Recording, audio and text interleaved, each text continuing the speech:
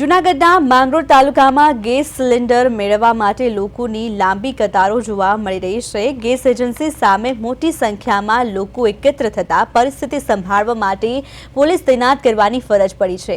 માહિતી અનુસાર લોકો સવારે 7 વાગ્યાથી જ ગેસ બોટલ મેળવવા માટે લાઇનમાં ઊભા રહેવા માટે મજબૂર બન્યા છે। ત્યારે ગેસના વધતા ભાવ અને ઓનલાઈન પ્રક્રિયા યોગ્ય રીતે ન ચાલતા લોકો ભારે હાલાકીનો સામનો કરી રહ્યા છે।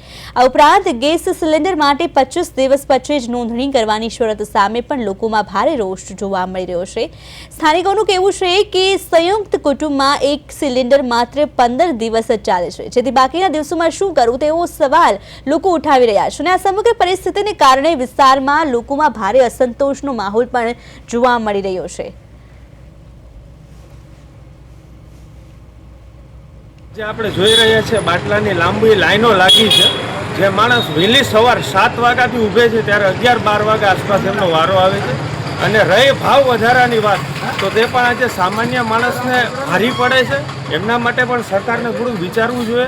અને અફવાઓનો દોર ચાલુ છે, એમાં આજે બાટલાની અછતના લીધે લોકો ધંધાવાળા છે એ પણ દોડાદોડ કરે છે। એમને પણ એક વિશ્વાસ દેવડાવવો જોઈએ કે ભાઈ અછત નથી, બધીને પૂરતા મળી રહેશે। અને આયાતનો સ્ટોક પણ વધારવો જોઈએ, જેથી કરીને આવી અફવાઓના દોરમાં કોઈ પબ્લિક આવે નહીં અને બધાને પૂરતો સ્ટોક મળી રહે અને આ લાઈનનો જે લાગે છે એ પણ ન લાગે।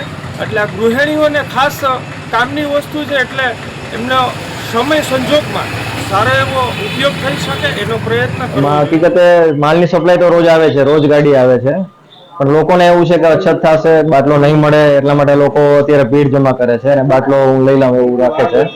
હકીકતે બાટલા આવે જ છે અને સપ્લાય ચાલુ જ છે। બધાને આપણે ગામમાં સિટીમાં ડિલિવરી પણ ચાલુ છે અને અહીંયા લેવા આવે એમને પણ બાટલા આપણે આપીએ જ છે। અત્યારે આપણી પાસે સ્ટોક છે અને રોજ ગાડી આવે છે, એટલે અછતનો અત્યારે કોઈ પ્રશ્ન નથી। બુકિંગ માટે સરકારે દિવસ વધારેલા છે, જે 26-27 દિવસ સ્ટોક જળવાઈ રહે એટલા માટે વધારેલા છે।